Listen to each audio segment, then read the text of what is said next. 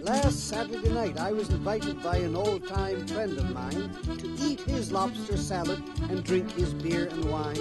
We drank a toast onto each other until the hour of 2. Me head was a kind of shaky and me legs were shaky too. Like you would? But anyhow, I staggered home and I think my prayers, I said. But anyway, I was paralyzed when I got into bed.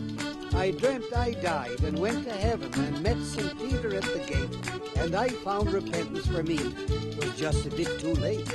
Like you would? You go out, St. Peter said. You know you can't come in. You know you'll have to suffer for your awful gluttonous sin.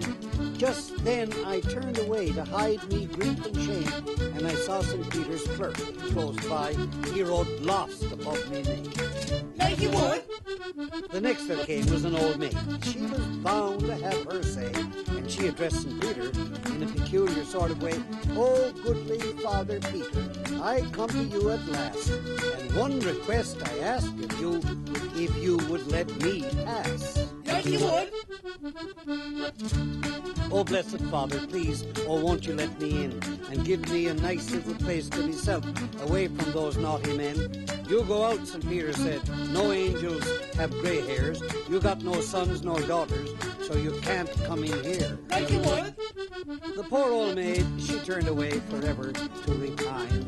Like me and all the rest of us, she entered in the line. Now next there came was Paddy, yes, a son of old Aaron's Isle. And he addressed St. Peter with a loving, gracious smile. Like you would? "Is this yourself, St. Peter? You're looking so nice and sweet. Open the door and let me in, and show me to me seat." "Oh, no, me boy. Your case, like the rest, must be tried. You have to show a pass for it before you get inside." Like you would?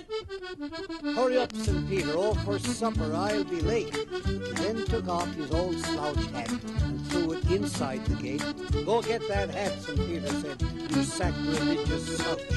Pat ran in and closed the gate and locked St. Peter out. Like you would? It was through the keyhole, Paddy cried. "I'm skipper now, you see. Now I'll give you the keys, St. Peter, if you'll set old Ireland free." Now when I awoke, me head was jammed between the bed and wall. Me feet were tangled in the quilts, 'cause those lobsters done it all. Like you would? Like you would. That's it, see, right? It's all you can do, you know. Yeah! I dies at you.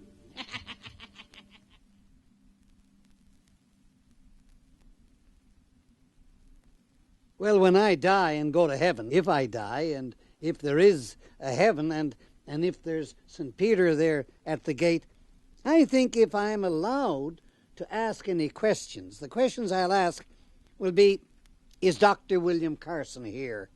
Is Sir William Whiteway here? Is Sir Robert Bond here? Is Sir William Coker here? And Sir Richard Squires? And then, if Greg Power has died before me, I'll want to know if he's there. And if those people are not there, and a few others of my Confederates and friends and supporters and colleagues, if they're not there, I'll say, "St. Peter, you know, you're a nice fellow, and heaven is wonderful, but for me, it's not heaven if these people are not here. So thank you very much for your invitation, but I'll be looking for another place."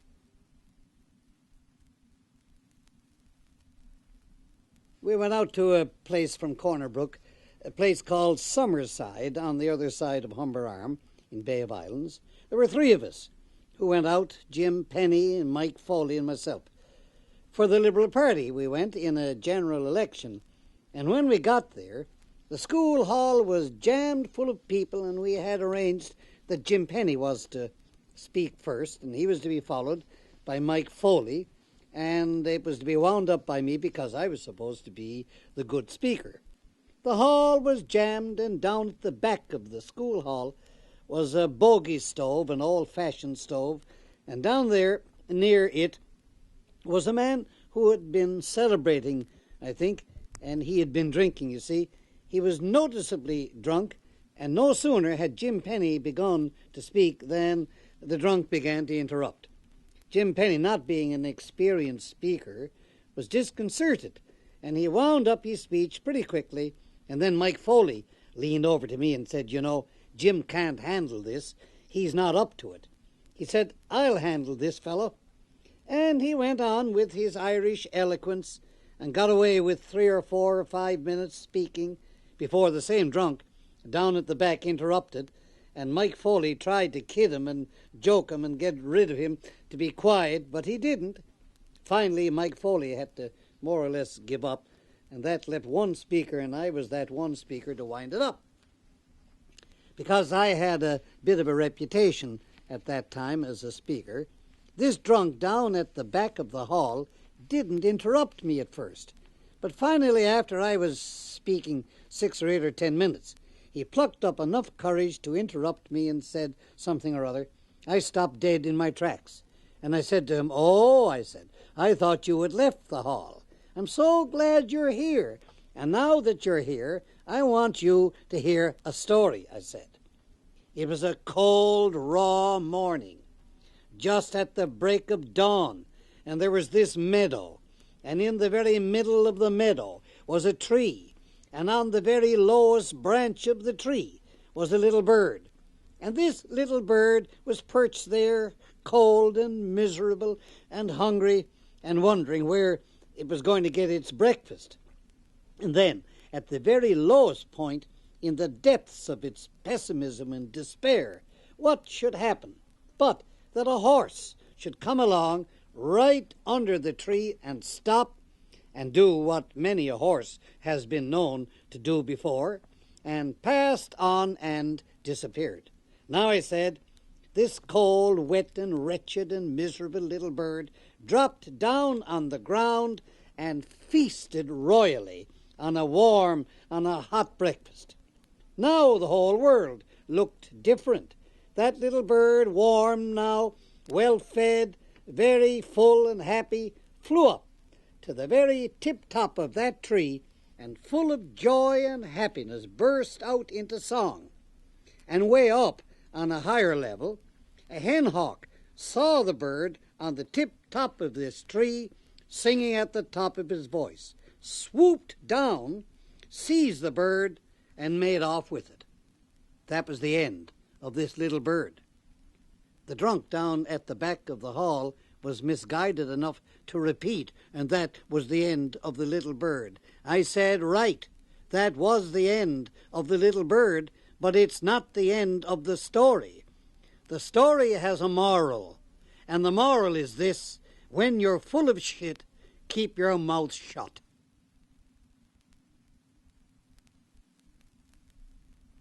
Since we became a province of Canada, which is now just over 30 years, I was there myself for 23 of those 30-odd years as Premier of the province. And in those 31 years, I was able, as Premier, not with my own delicate hands, but as Premier, I was able to build 5,000 miles of new roads in Newfoundland and pave 2,000 of those 5,000. I was able to build 1,000 new schools, and I was able to build a great new university, one of Canada's best and biggest today, and the College of Technology, and the College of Fisheries and Navigation, and 18 new trade schools, vocational and trade schools. And I was able to build 28 new hospitals, and I don't remember how many new parks and campsites and picnic sites and arts and culture centres and all kinds of things in those 23 years. Well, some have been built, I have to confess, in the 7 years since I went out. All of it built with Ottawa money. Now, if these things had not been done, our population today, instead of being 550,000 souls, a little over 500,000 people, would be way below 250,000 people, because if these hospitals had not been built, and those schools and those roads and parks and those arts and culture centres and picnic sites and all the rest of it had not been put there, then all the Queen's horses and all the Queen's men would not have been able to keep our people here.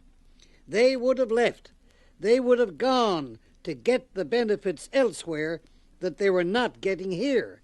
And our population today would not be even one half of what it is now. I think when all the blessings from heaven of Confederation and all the good things and benefits have been described and spelled out, it will all boil down to one great superlative benefit, and that is that the Newfoundland people have, for the first time in nearly 500 years, become one strong, proud people, proud Newfoundlanders and proud Canadians.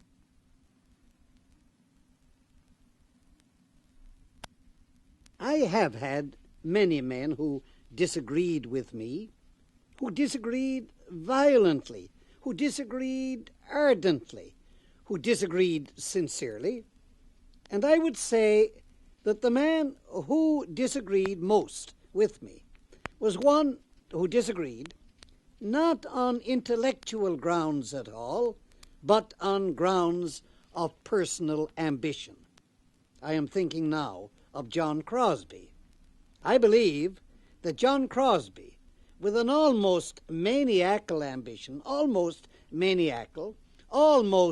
an insane ambition, disagreed with me because I was, in his opinion, an obstacle to his ambition.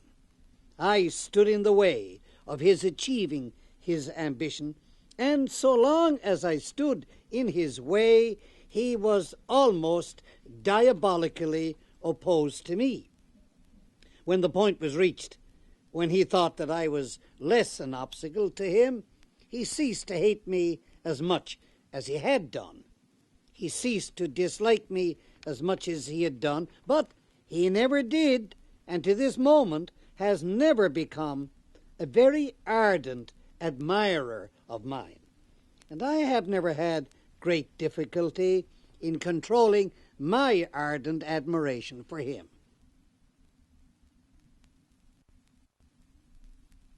I have received many hurts, many bruises, not to my body, but to my spirit, many bruises indeed.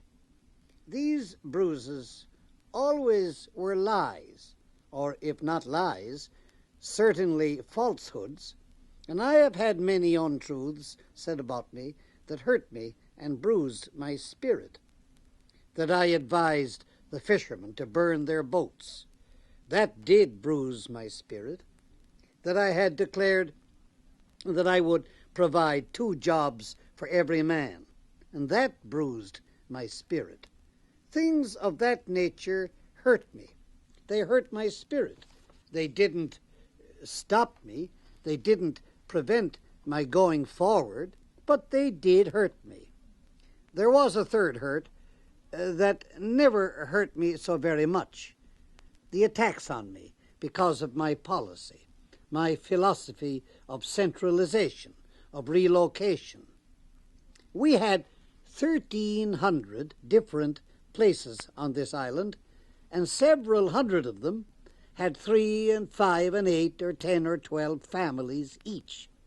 There was no way to get teachers to go to a one-room school with 3, 5, 8, or 10 students. No way.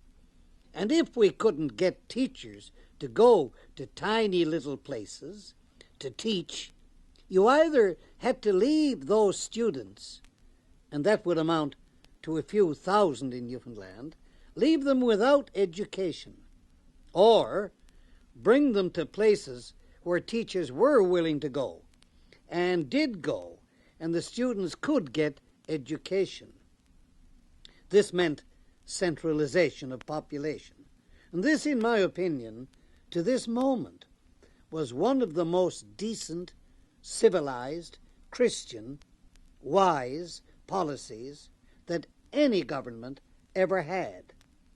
But the policy was not described in that way by enemies, and I had to confess that the charges the accusations made against me in connection with centralization, the relocation of population, did hurt my spirit.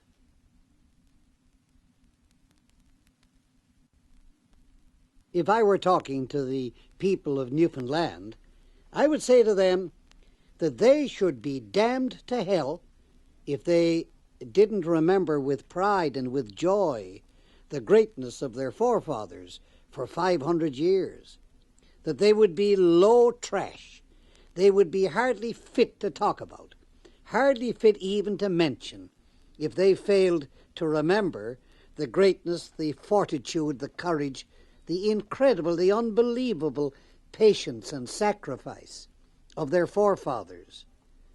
If I were talking to the people of Canada, I would say to them, they must be lunatics, they must be madmen, they must be silly, they must be stupid, they must be little more than animals, if they don't realize what a great and marvelous country they have, and what a great and marvelous future their country can have. If I were talking to the world, I would say to them, all the experience of 1,000,000 years should teach them that the shedding of blood on a big scale, as for example in World War II or World War I, or a more terrible example, World War III, when it comes, that the shedding of blood really settles nothing. That is not the answer. It's not the solution. They've got to find a way to settle the disputes, their differences, their arguments, their quarrels, short of atomic or hydrogen bombs. People used to fight with clubs, and then with knives, and then with swords, and then with guns, and then with cannon, and then with all the modern ways of fighting. If only there had been once, even once in all human history, when war solved anything, you might draw a favorable conclusion if there had been. But there has not been, not in human history where war settled anything. All war did was murder and slaughter so many human beings. An answer must be found, a solution, other than the shedding of blood.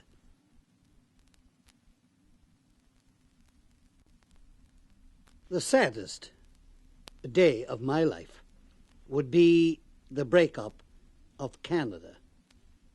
It would be Quebec breaking away from Canada and sundering Canada, so that there would be two Canadas, Ontario, Manitoba, Saskatchewan, Alberta, British Columbia, and this side of Quebec, New Brunswick, Nova Scotia, Prince Edward Island, and Newfoundland. The sundering of Canada, cutting it in two. That is unspeakably sad just to think of.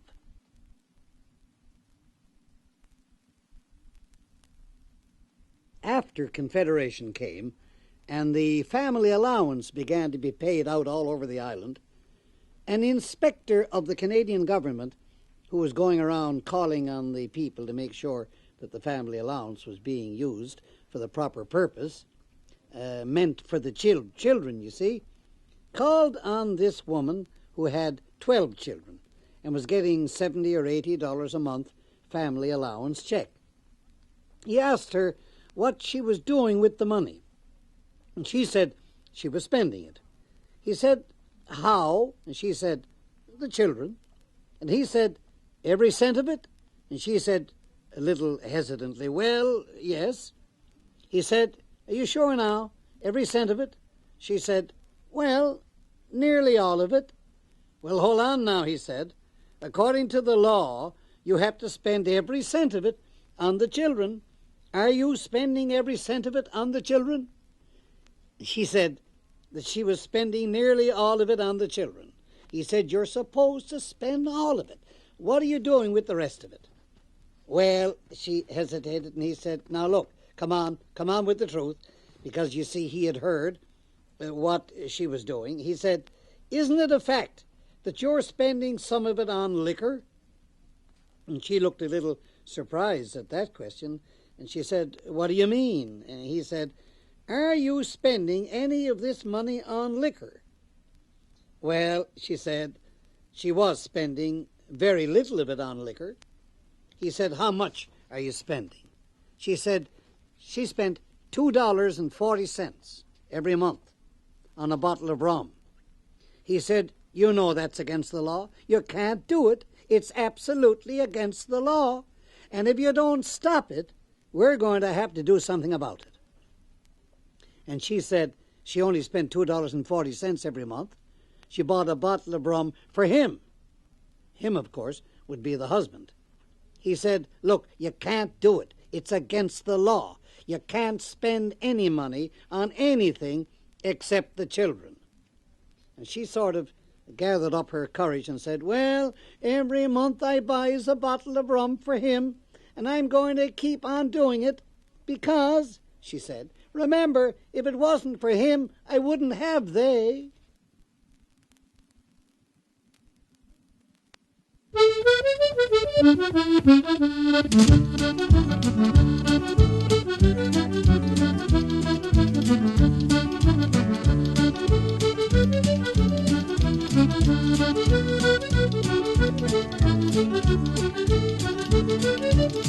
Like you would.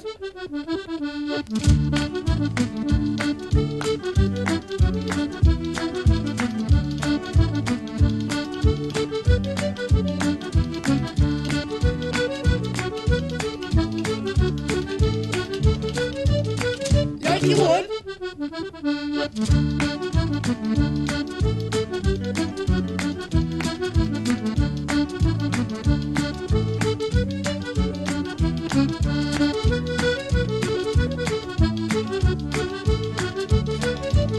Like you would.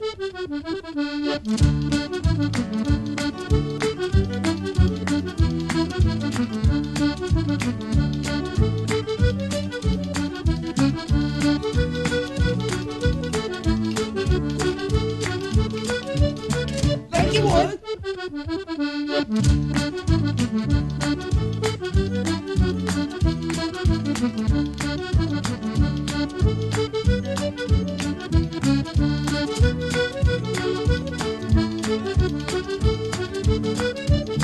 Like you would. Like you would.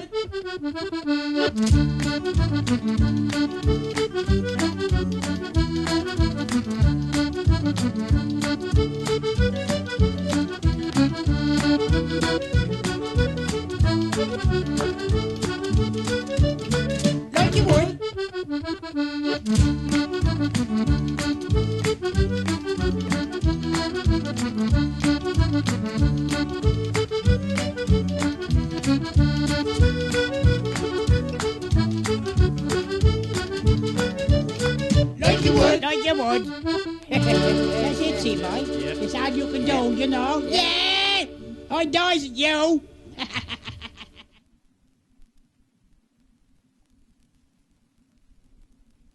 If I were forced to make a choice of the most beautiful part of Newfoundland and to say who were the most beautiful people of Newfoundland, then I would be forced to make one of the most difficult choices that a Newfoundlander can make.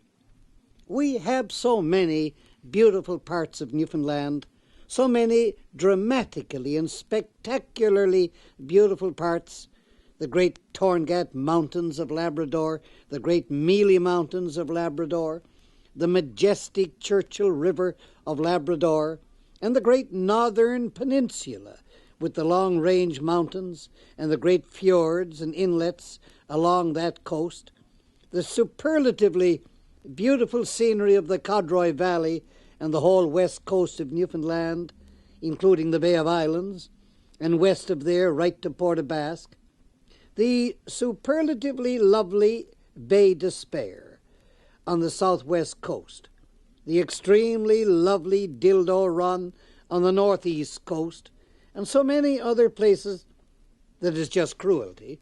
It's unjust to ask a Newfoundlander to name the most beautiful of them all, and I can only say they are all beautiful, and dozens that I haven't mentioned, all beautiful. Now, the people of Newfoundland, again, it's all but impossible.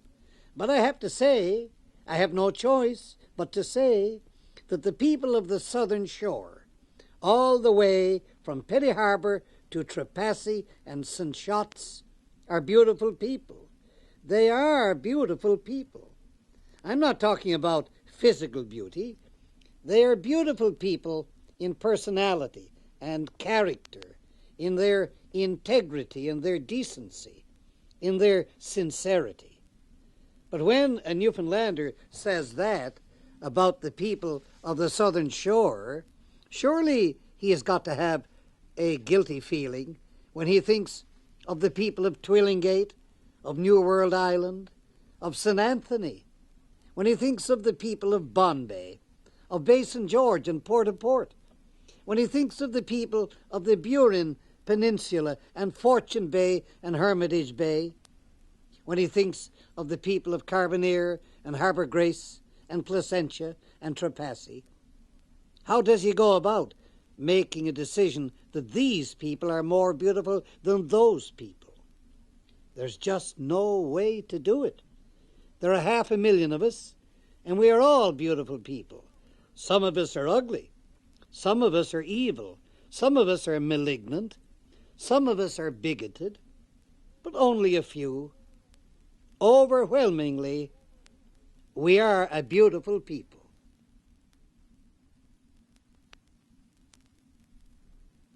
I had a peculiar experience in the death of John F. Kennedy. I did not know him personally. I knew his brother Bobby. I had a long talk with him, but not John F. John F. Kennedy gave me an experience that was unique. You know how you turn off a TV set when you turn the switch?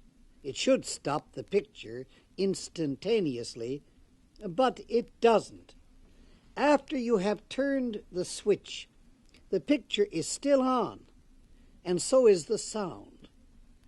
Actually, that is not quite as much so as it used to be when TV first began.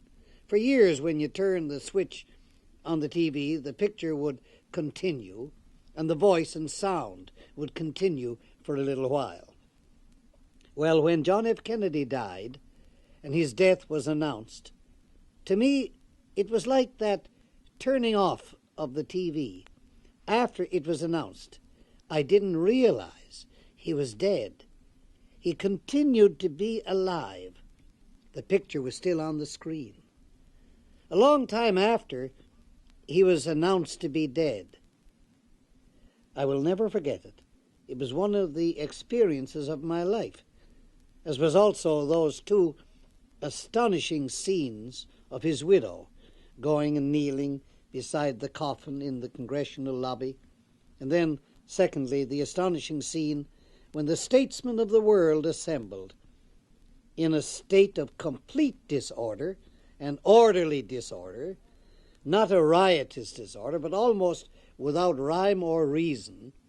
These scores of statesmen of the world who came to Washington, walking out to attend the funeral, these two scenes I will never forget. The marvelous dignity of Mrs. Kennedy. She gave the appearance of a queen, of an empress. It was astonishing. And then there is another scene. The Cardinal of Boston, Cardinal Archbishop Cushing, who preached the funeral sermon. The anguish of his voice is something I will never forget. The death of John F. Kennedy was something that touched the conscience of all the people of the world, all mankind.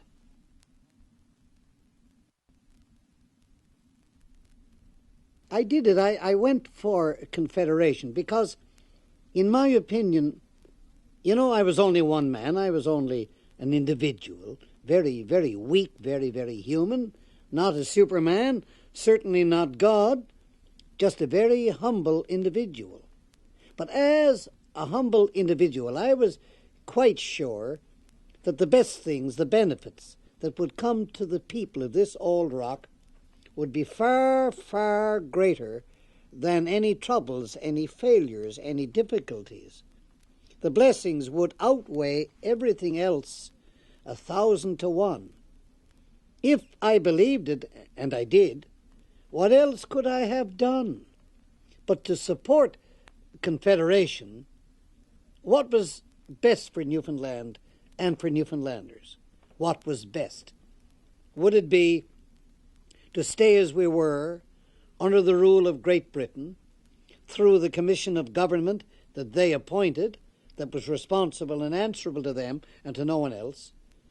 Or would it be to find some way or other, if a way could be found, to link up in some way or other, and that was very indefinite and very vague, link up with the United States? Or to accept the cut-and-dried, definite, spelled-out terms and conditions that Canada offered us if we became Canadians? In my view, in my opinion, at that time, the link with Canada under the terms and conditions that were offered was the right thing, and was the good thing, and was the thing that would bring the greatest benefits and the greatest blessings to our Newfoundland people. I was convinced of that at that time. Now, 30-odd years later, I am more convinced than ever.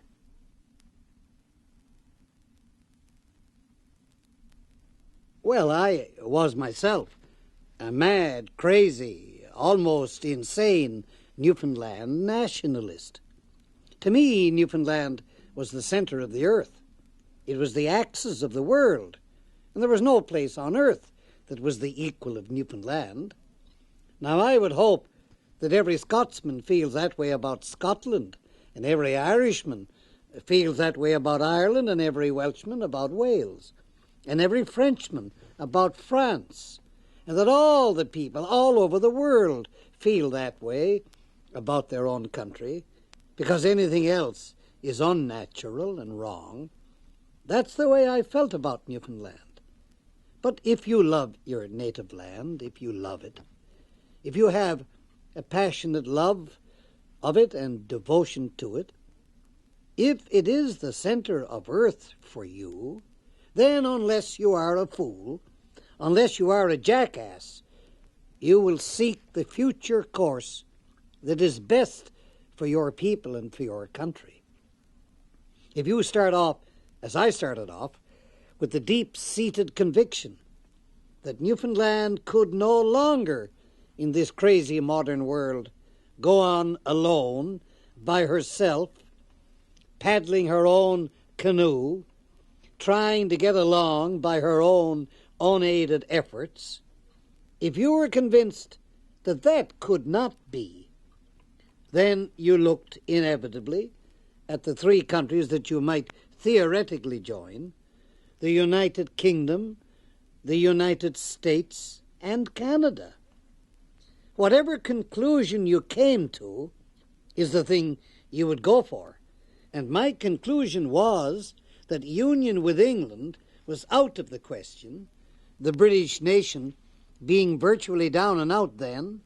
The price she paid to defeat Hitler was a price that destroyed her, and that the United States would mean that we would strike the Union Jack, forswear our allegiance to the throne, and swear out a new allegiance to what was for us a foreign country, the United States.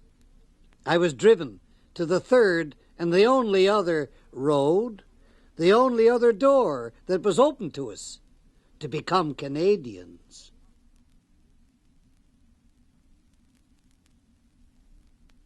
I met Winston Churchill for the first time by arrangement made for me by Lord Beaverbrook. Lord Beaverbrook had been in Churchill's cabinet in the war, and he and I were personal friends. In London on this occasion I said, "I want to meet the Prime Minister." He said, "We can arrange that." So, in my hearing, he called the Prime Minister on the telephone, and he said, "Winnie, my friend Joey Smallwood wants to meet with you. He's the Prime Minister of Newfoundland, and he has what I can only call a very great idea, and he wants to discuss it with you. When can you see him? So the appointment was made, and I saw Churchill at 10 Downing Street in the offices of the Prime Minister of England, and I wanted to see him about Churchill Falls. It was not known then as Churchill Falls. That's the name I put on it subsequently. It was then known as Hamilton Falls in Labrador. I brought along with me to Downing Street a large map of Labrador, and on the cabinet table I stretched out this great map, and as he leaned over the map and as I leaned over it, I pointed out the great river, the Hamilton River and the Hamilton Falls. He didn't know then, nor did I, that it would come to be known as Churchill River and Churchill Falls. I outlined to him my idea that British capital, British skill, British experience, British know-how should come into Labrador and develop a great new British empire. Churchill was terribly impressed. He said, "This is a great imperial concept." And then he corrected himself, "And I don't mean imperialist." You see, there was an accusation against him that he was an imperialist, and imperialism and imperialists were in pretty bad repute throughout the world just then. He became my first convert to the idea of vast development in Labrador.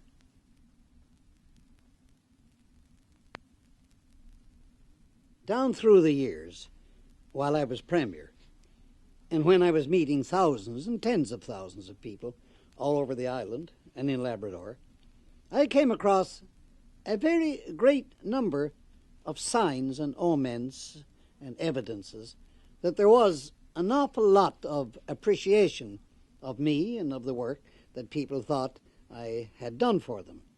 Of course, I can never forget the stories of the women who died insisting that a photograph of me should be buried in the coffin with them.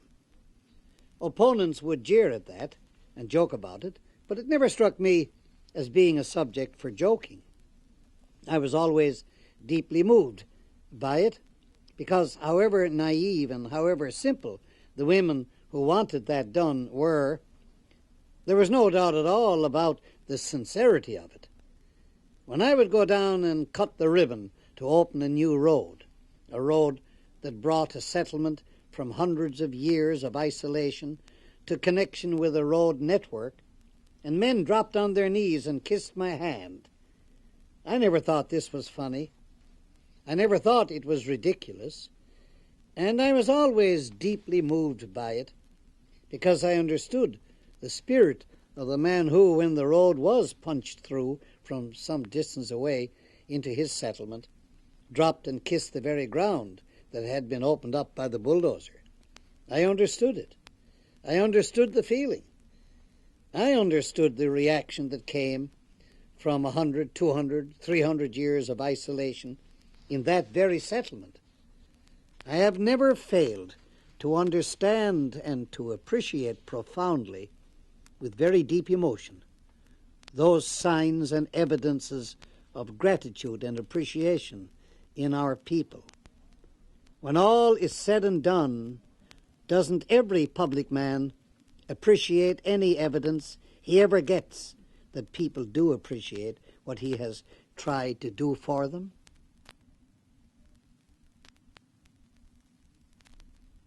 A proud Newfoundlander can only be a Newfoundlander who knows that in his veins flows the blood of an Irishman and the blood of an Englishman and the blood of a Scotsman and the blood of a Welshman.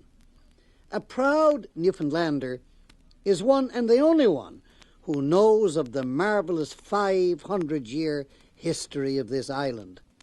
A proud Newfoundlander is one who knows that for hundreds of years his forefathers toiled and struggled, and in spite of adversity and misfortune, persisted, survived, stayed here, and built a home. A proud Newfoundlander today is a Newfoundlander who knows that of all the people of North America, Canada, the United States. It's the people here who are the true pioneers of this continent. Such a proud Newfoundlander is among the prize people of North America.